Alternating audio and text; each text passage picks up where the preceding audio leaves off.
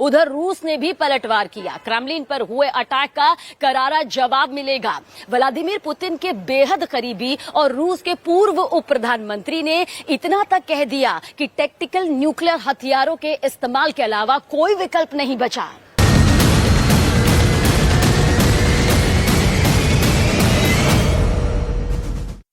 Внимание, расчет, подготовься.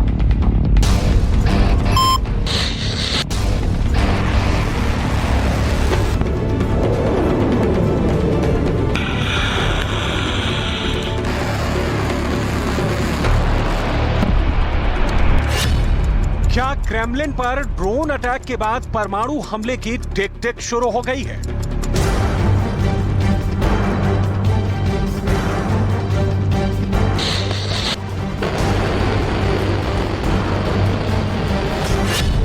क्या रूस ने रेडिएशन वाले विनाश चक्र को एक बार फिर एक्टिव कर दिया है?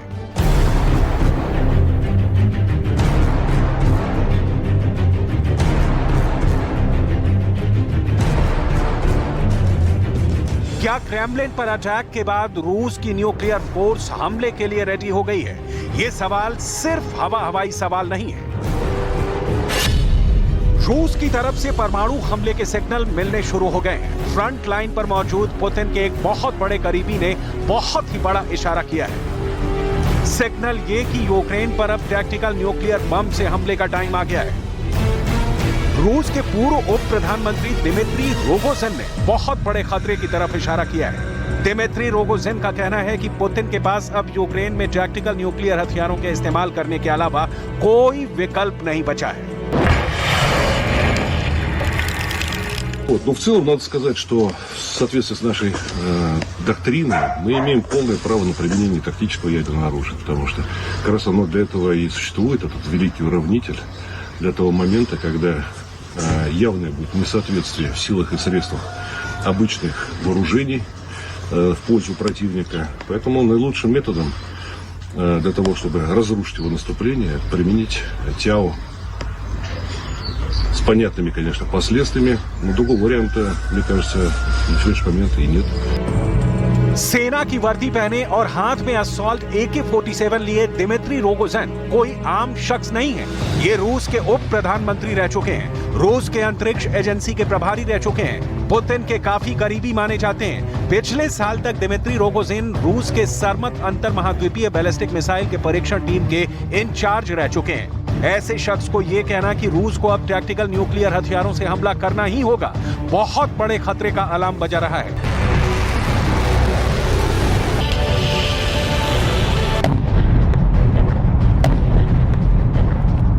Поэтому, еще раз хочу сказать, мы ждем наступления, мы к нему готовы, мы понимаем, что будет очень тяжело, поскольку с их стороны будет навалена большая мощь, но никто позиции с нашей стороны бросать не собирается. क्या होगा जब रूस की न्यूक्लियर फोर्स यूक्रेन पर टैक्टिकल न्यूक्लियर हथियारों से हमला बोल देगी? टैक्टिकल न्यूक्लियर बम से लैस रूस की परमाणु मिसाइल ठीक ऐसे ही धुआं उड़ाती, आसमान में आग लगाती, अपने लक्ष्य की ओर बढ़ चलेगी। परमाणु बम से लैस मिसाइल जहां गिरेगी वहां सर्वनाश का शोर गूंज उठेगा। जहां विस्फोट होगा वहां तबाही का वैसा ही मंजर होगा जैसे बरसों पहले जापान के हिरोशिमा और नागासाकी में देखा था। अब सवाल उठता है कि रूस अगर यूक्रेन पर टैक्टिकल न्यूक्लियर हथियारों से हमला करेगा तो कहां से करेगा?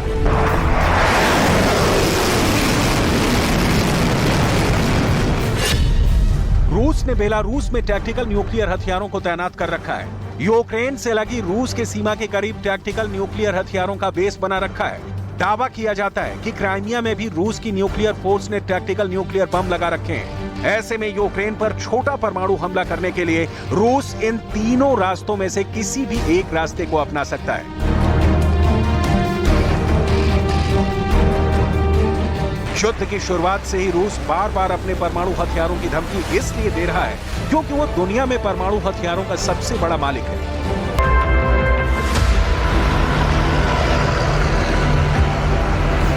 रूस ने पहले ही बेलारूस के 10 एयरक्राफ्टों को टैक्टिकल न्यूक्लियर वेपन ले जाने के लिए सक्षम बना दिया है। सवाल है, क्या यूक्रेन की धरती का जर्रा जर्रा ऐसे चलने वाला है? क्रेमलिन पर अटैक के बाद यूक्रेन का कोना कोना छोटे परमाणु बमों के विस्फोट से कांपने वाला है।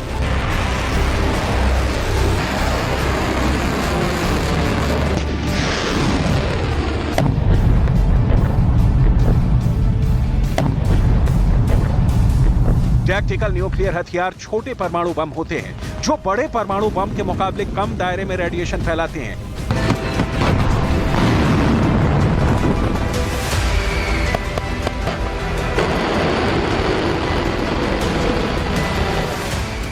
लेकिन एक सच ये भी है कि टैक्टिकल न्यूक्लियर बम जहां गिरेगा वहां विध्वंस बड़े परमाणु बम की तरह ही करेगा। ठीक वैसे ही आग बरसेगी, ठीक वैसे ही रेडिएशन फैलेगा, लेकिन बड़े परमाणु बम के मुकाबले टैक्टिकल न्यूक्लियर बम का रेंज कम होगा।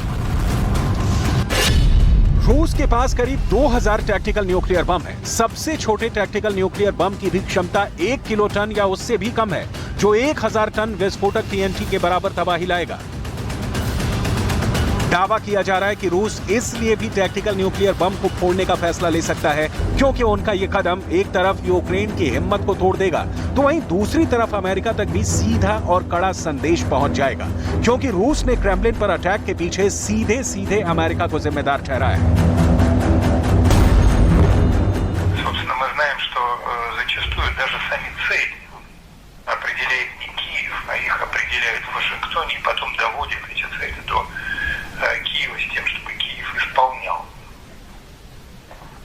Не каждый раз Киеву дают и право в выборе средств. Это тоже зачастую диктуют из-за океана.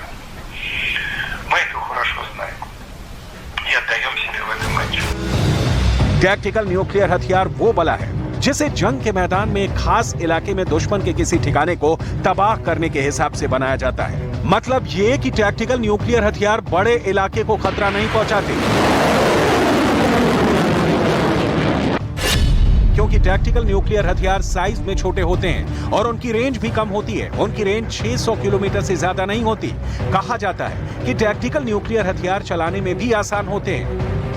और यहां तक कि अमेरिका और रूस के बीच हथियारों के कंट्रोल पर जो संधि है, टैक्टिकल न्यूक्लियर हथियार उसमें कवर भी नहीं होते। इसी वजह से टैक्टिकल न्यूक्लियर हथियारों को ज्यादा खतरनाक माना जाता है।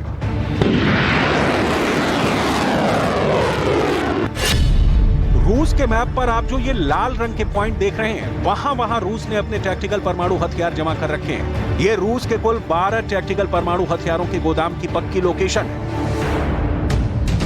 रूस के यही वो ठिकाने हैं जहां उसने अपने परमाणु हथियार छिपा रखे हैं। इन किसी भी ठिकाने से परमाणु बम निकलेगा और मिसाइल लॉन्चर तक पहुंच जाएगा। टैक्टिकल परमाणु हथियारों से युद्ध के लिए रूस की तैयारी कितनी पूरी है, इससे उसके नए मूवमेंट से समझ सकते हैं।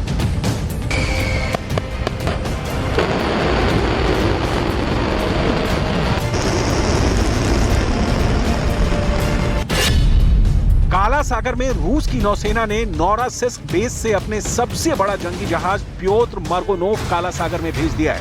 खतरनाक युद्धपोत ही नहीं बल्कि 3 पनडुब्बियां भी काला सागर में दाखिल हो चुकी हैं। ये कोई ऐसी वैसी पनडुब्बियां नहीं है, बल्कि परमाणु हथियार ले जाने वाली मिसाइल से लैस पनडुब्बियां हैं। नॉर्वे की खुफिया एजेंसी का दावा है कि रूस ने परमाणु युद्ध के सीक्रेट प्लान को समंदर में आगे बढ़ा दिया है।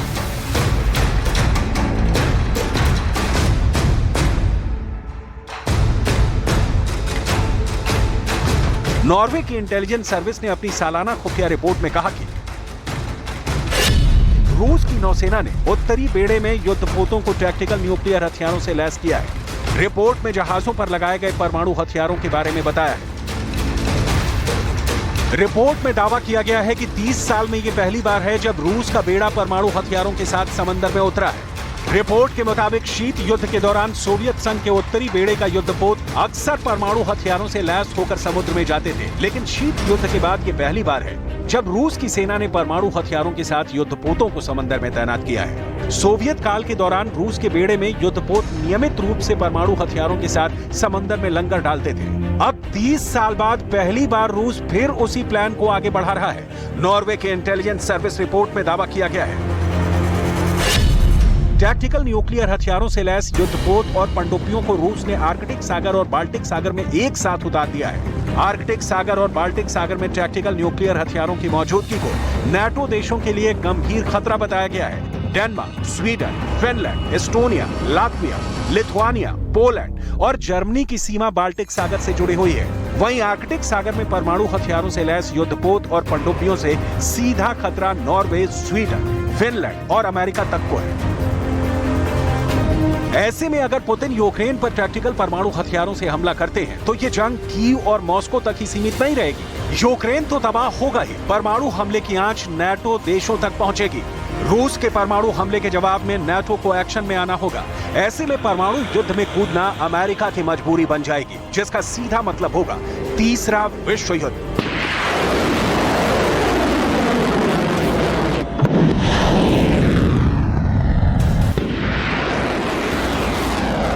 सवाल है कि क्या उस तीसरे विश्व युद्ध की वजह क्रेमलिन पर ड्रोन अटैक की ये तस्वीरें बनने वाली हैं? विश्व में जंगें तो बहुत हुई, लेकिन हिरोशिमा नागासाकी जैसी तस्वीर फिर नहीं दिखी। किसी देश ने हिम्मत नहीं की परमाणु अटैक की। दुनिया में 9 देशों के पास एटम बम है, लेकिन 1945 के बाद अब तक किसी ने इसका इस्तेमाल नहीं किया।